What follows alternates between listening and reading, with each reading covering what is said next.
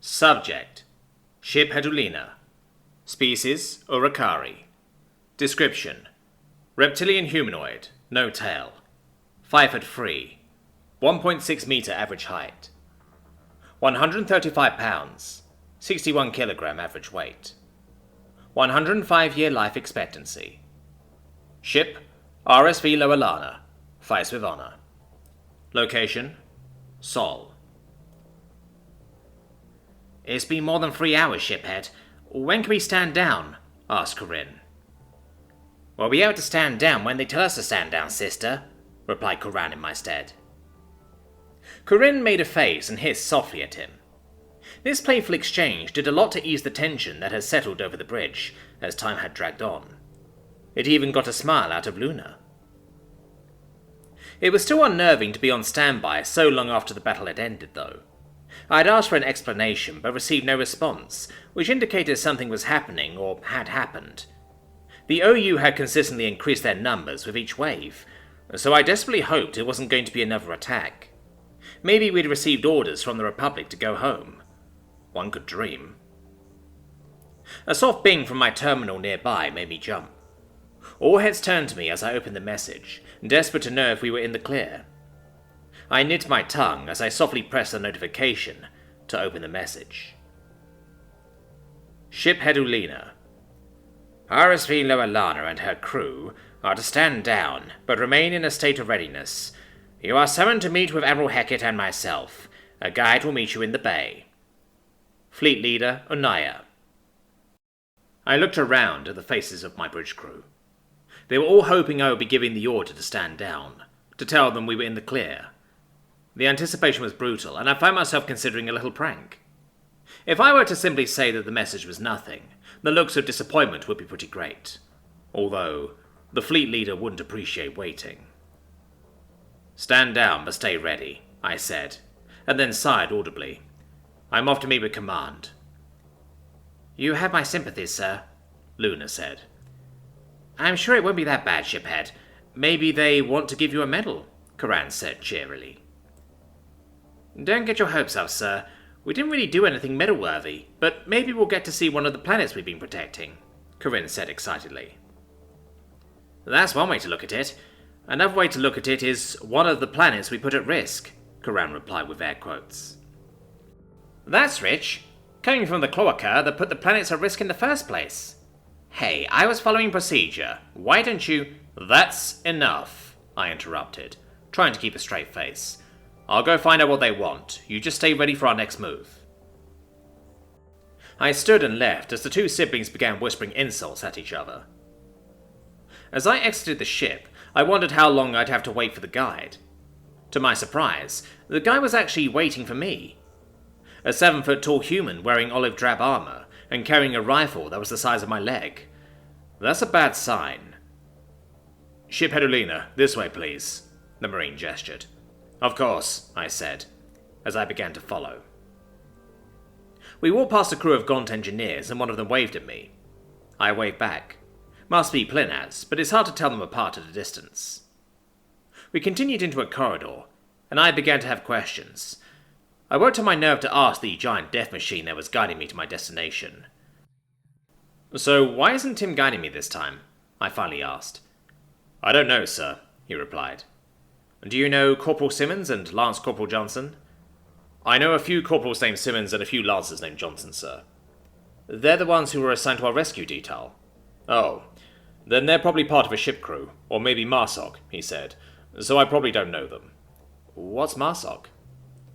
Marine Special Operations Command. It's Special Forces. They get assigned to whatever needs a specially trained Marine, and usually whatever's closest to wherever they happen to be. So they probably wouldn't still be on the Thanatos then. Sir, I'm not qualified to even begin to wager a guess, the Marine said with a chuckle. There's plenty of MARSOC Marines aboard, but I'm not one of them. Just a homegrown, corn-fed grunt at your service. Corn? I asked. What's corn? Huh.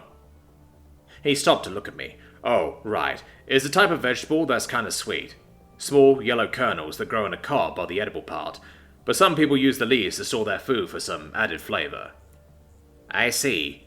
So you eat a lot of corn? Yes, sir. It's good for muscles if you have it with meat, he said, as he began to guide me again. The phrase corn-fed refers to someone who's normal, though. Like, there's nothing special about them. But aren't you one of those, I said, as I struggled to remember the term. Gen Alt? Nope, the Marine replied with a laugh. Believe it or not, some of us humans naturally get this big. Really? I asked, my eyes widening in shock. Oh yeah. The genetic augmentation just swaps around certain genomes that we all already have, or something like that, the Marine said. Technically, every human has a chance to be born with all the benefits of being a Gen Alt. It's a pretty low chance, though. It was with this shocking information that we boarded a bus.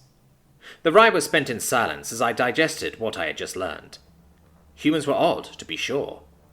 Despite their soft skin and disarming features, which I'm pretty sure has a lot to do with how much of their face actually moves, they were a warrior race. I remembered how nervous I had been to meet my first Isolan. Now they look the part of a warrior race. Muscles that ripple and bulge with every movement, a natural scowl and elongated canines that can definitely tear into most throats with little to no effort. Their military was very disciplined as well, to the point that horror stories about disciplinary action have spread throughout the fleet. Still, the Republic would have been able to handle the Isolan without much problem if they went rogue. I can't say the same about humanity, though. Maybe if the Republic had found them early on in their development, we could have taken them. On the other hand, I get the dreadful feeling that we would have lost a lot of people in the attempt. I couldn't help but imagine what life would have been like if humanity had joined the Republic without a fight, though. We'd have a lot more in the way of technology, that's for sure. They like to give a lot of credit to the Nuknu and the Gond for their current level of tech, but it's obvious that the majority of it comes from humans. The other species likely sped things along, but humanity would have gotten to the point they are now on their own eventually, and still much faster than us, although I wonder how much of that is due to their bloody history, and how that history would have changed as part of the Republic. We've arrived, sir. Just inside those doors is where the debrief is, the Marine gestured. Understood. Thanks, I replied. I stepped towards the doors, and they opened with a slight hiss.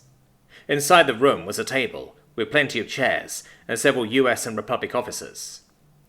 I immediately recognized Reynolds and Wong, as well as Fleet Leader Anaya. I snapped to attention. Ship Head Olina reporting as ordered, sirs. Sit down, Olina, Anaya said with smiling eyes. I took my seat as introductions went around the table. Most of the people here were higher officers of the fleet's protecting soul, but there were also a couple of diplomats from both sides. Not my sister, though. Thank the sun. I'm sure she tried to be here, but I'm willing to bet that our father blocked her attempts. Far too dangerous. There's one more that we need to introduce, but he's been delayed somewhat, Admiral Hackett said, as the doors hissed. I turned to look and saw a short human in the Black Directorate armor, with 2 Marines flanking it. It took me a second to realize that the human looked short because the Marines were so damn tall. I'll never get used to that. What impeccable timing, Hackett said with a grin. Everyone meet Director Free. I'm sure he already knows who you are. Correct, Director Free said, as he took a seat. Ship Head Olina, pleasure to see you again. Likewise, I replied. Oh, hey Olina, one of the Marines said with a familiar voice. Good to see you again. Simmons, we're on duty. We can say hi later, the other Marine said. I smiled and replied, Hi, Corporal Simmons and Lance Corporal Johnson. Good to see you too. I was glad to see the 2 of them alive and well.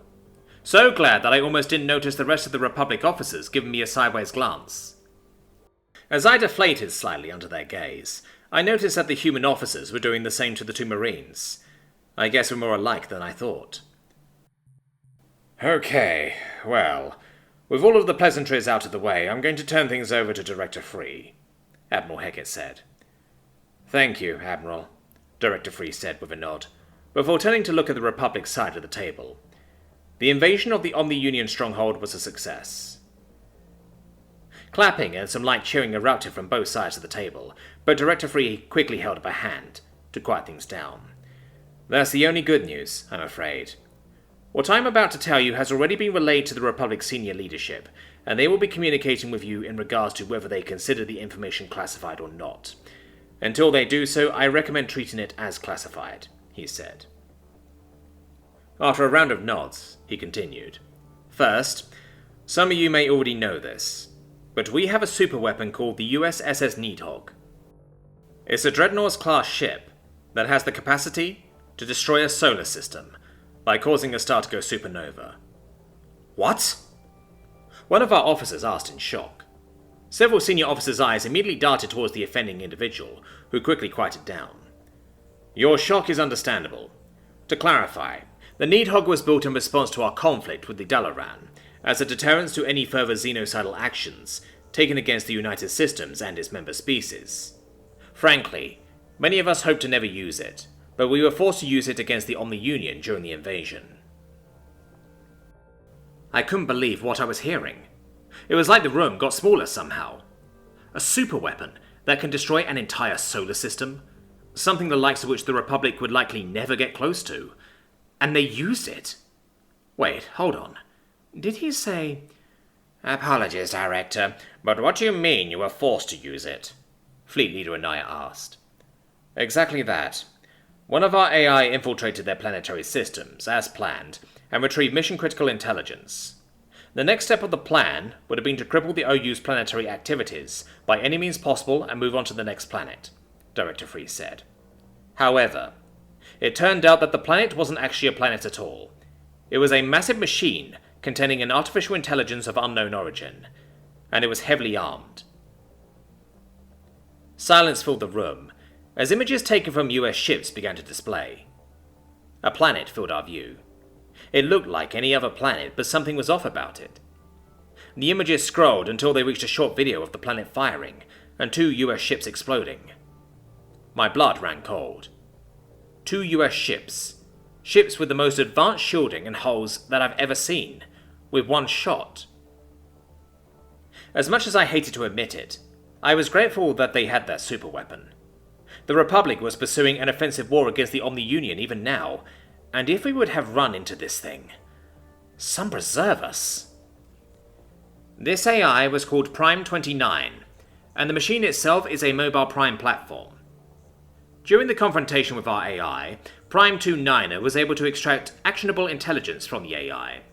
Thankfully, prior to this confrontation, our AI managed to disable their communications, which prevented Prime 29er from being able to communicate said information with the Omni-Union.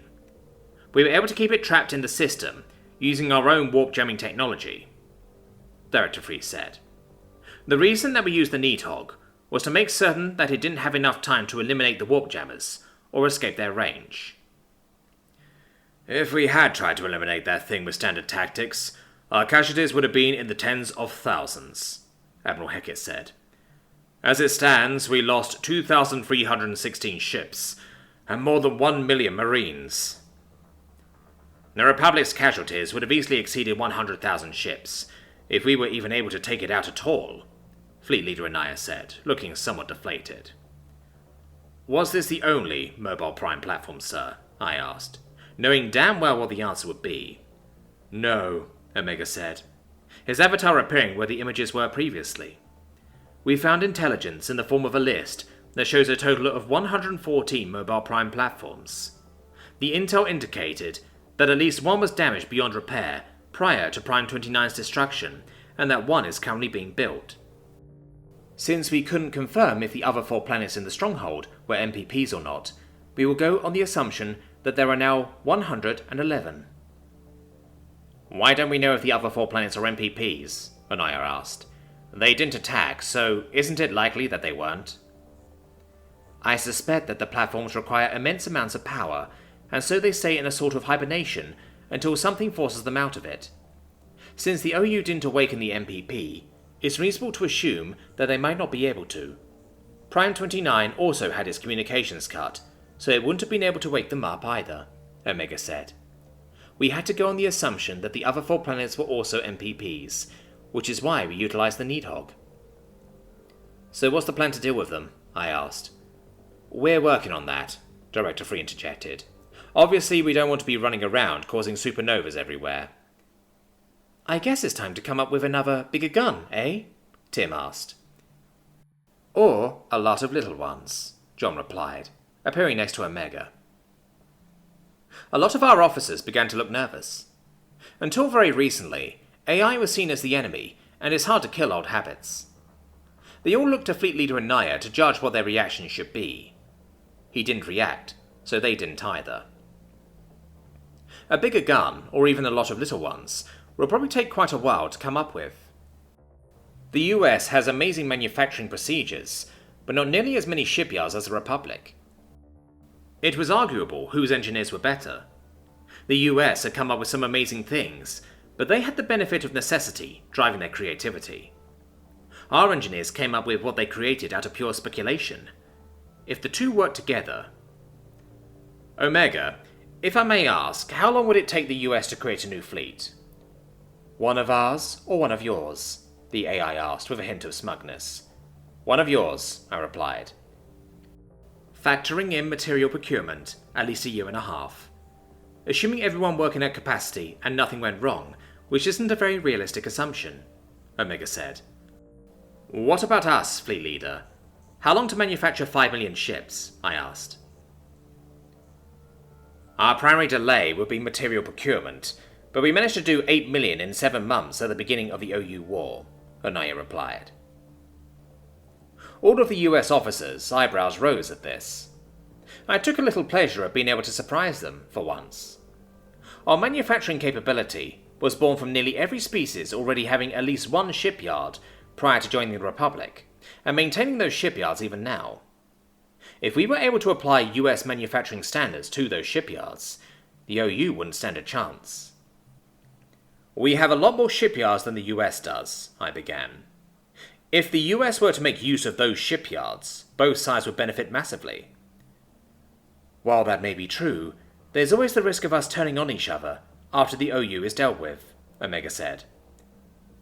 That's a bit pessimistic, John said, but historically accurate, Tim cheerily exclaimed. That may be the case, but there are ways to prevent that. Bolstering the US fleet and shipyards to meet the same size as the Republic's, for instance.